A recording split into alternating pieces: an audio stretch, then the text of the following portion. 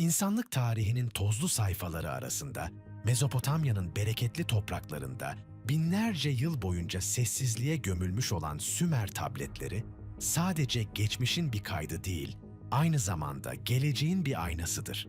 10 yıllar boyunca Philadelphia'daki Penn Müzesi'nin karanlık arşivlerinde kimsenin dikkatini çekmeden bekleyen küçük, çatlamış bir kil parçası, modern teknolojinin en uç noktası olan kuantum yapay zeka sayesinde yeniden konuşmaya başladı. Yaklaşık 13 santimetre boyunda ve 10 santimetre eninde olan bu alelade parça, aslında insanlığın en eski korkularını ve tanrıların en sert uyarılarını barındıran Eridu Genesis, Eridu Yaratılış Destanı metninin kayıp bir parçasıydı. Bu tablet 19. yüzyılın sonlarında Pensilvanya Üniversitesi tarafından Irak'ın güneyindeki antik Nippur kentinde yapılan kazılarda gün yüzüne çıkarılmıştı. Nippur, Sümer dünyasının siyasi değil, ruhani kalbiydi. Baş tanrı Enlil'in eviydi. Binlerce yıl boyunca krallar buraya meşruiyet almak için gelir, katiplerse burada kutsal metinleri kopyalardı. 1912 yılında genç Alman astrolog Arno Poebel, müze raflarında bu hasarlı parçayı fark ettiğinde üzerinde 6 sütun halinde dizilmiş karmaşık çivi yazısı işaretlerini gördü. Poebel, bunun sıradan bir ticari sözleşme değil, devasa bir anlatının parçası olduğunu anlamıştı. Ancak kilin üzerindeki aşınmalar, derin çatlaklar ve zamanın yıpratıcı etkisi, metnin büyük bir kısmını okunamaz kılıyordu.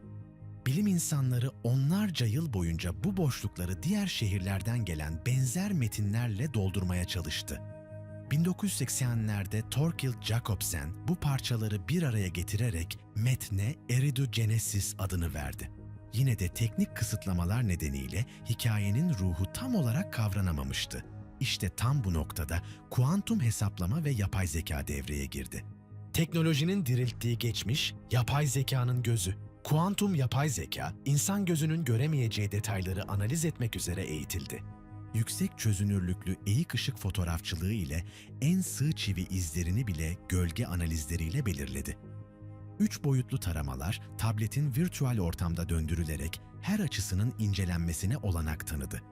Ancak asıl devrim, makine öğrenmesi algoritmalarının binlerce farklı tabletteki yazım tarzlarını kıyaslayarak eksik karakterleri yüksek doğrulukla tahmin etmesiyle yaşandı. Tablet artık parçalanmış bir arkeolojik nesne değil, akıcı bir uyarı metni haline gelmişti. Metin, insanlığın henüz bir medeniyete sahip olmadığı, insanların tıpkı vahşi hayvanlar gibi açık arazide, barınaksız ve kuralsız yaşadığı bir kaos dönemi tasviriyle başlar. Bu dönemde ne krallar vardır ne de tanrılara sunulan kurbanlar. Doğum tanrıçası Nintur, bu düzensizliğe acıyarak insanların yerleşik hayata geçmesini, kutsal alanlar inşa etmesini ve krallık kurumunun gökten indirilmesini önerir. Tanrıların tasarımıyla yeryüzünde ilk 5 şehir kurulur. Eridu, Bat Tibira, Larak, Sippar ve Şurupak. Bu şehirler rastgele yerleşim yerleri değildir. Her biri kozmik dengenin birer kalesi olarak inşa edilmiştir. İnsanlara tarım, hayvancılık ve yazma sanatı öğretilir. Ancak metin burada karanlık bir dönemece girer. Medeniyet büyüdükçe insanlığın gürültüsü de büyür. Sümer inancına göre medeniyetin gelişmesi, tanrıların huzurunu bozan bir kalabalığa dönüşmüştür.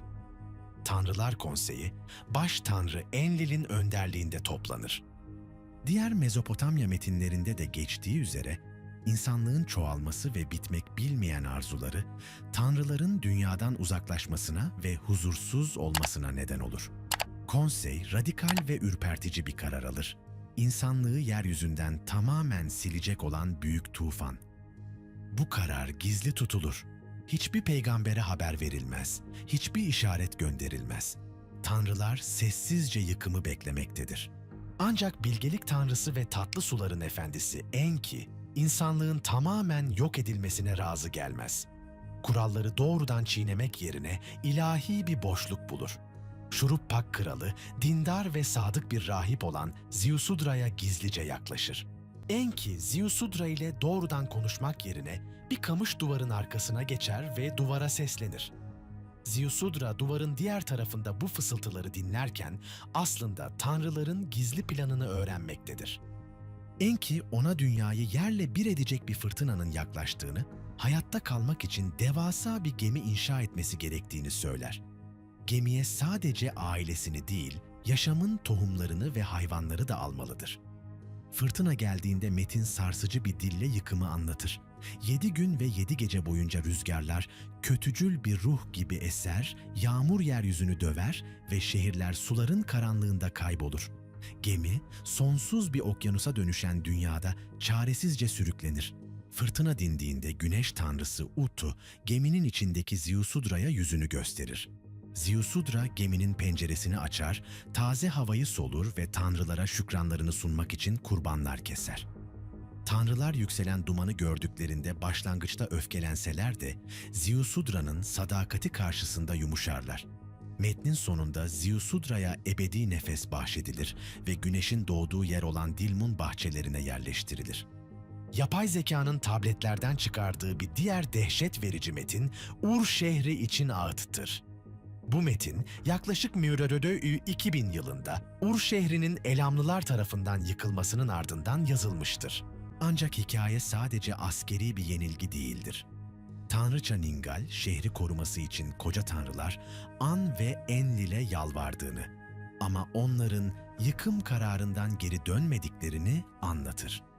Ağıtın satırları arasından yükselen çığlıklar, medeniyetin ne kadar kolay çökebileceğini gösterir. Sokaklarda cesetler meyve gibi yerlere saçıldı, nehirler kan aktı, anneler çocuklarını terk etti. Bu metinler Sümerli öğrenciler tarafından binlerce yıl boyunca ezberlendi. Amaç şuydu: bir toplum tanrılarla, doğa ve ahlaki yasalarla olan bağını koparırsa, en görkemli binalar bile bir gecede enkaza dönüşebilir. Yapay zeka analizlerinin sunduğu son büyük uyarı, Agade'nin laneti metninde saklıdır. Büyük Kral Naram-Sin, gücünün doruğundayken tanrıların işaretlerine sabretmeyip Nippur'daki kutsal tapınağı yağmaladığında evrensel düzeni bozar. Bunun bedeli olarak tanrılar, dağlardan insan olmayan, konuşmayı bilmeyen vahşi gutileri bir veba gibi şehrin üzerine salar. Medeniyet sadece suyla değil, bazen de kibrin getirdiği bir kaosla yok olur. Bugün kuantum yapay zeka bu tabletleri birleştirdiğinde karşımıza çıkan tablo şudur: Sümerliler için medeniyet, korunması gereken hassas bir dengedir. Eğer gürültü, kaos, doyumsuzluk, kibrin ve doğaya saygısızlığın artışı bir eşiği aşarsa, sistem kendi kendini sıfırlar. Videonun sonunda vurgulandığı gibi bu tabletler sadece edebi birer eser veya tozlu birer mitoloji değildir. Bunlar 4000 yıl önceden bugünün modern, dijital ve gürültülü dünyasına gönderilmiş birer mesajdır. Yapay zeka bu eski işaretleri çözerek bize şunu fısıldıyor: Sümer'in gördüğü o büyük tufan belki de sadece geçmişin bir anısı değil, dengesi bozulan her medeniyetin kaçınılmaz sonuna dair bir projeksiyondur. Şimdi sormamız gereken soru şu: biz bu gürültülü çağda Ziusudra gibi duvarın arkasındaki fısıltıyı duyabilecek miyiz?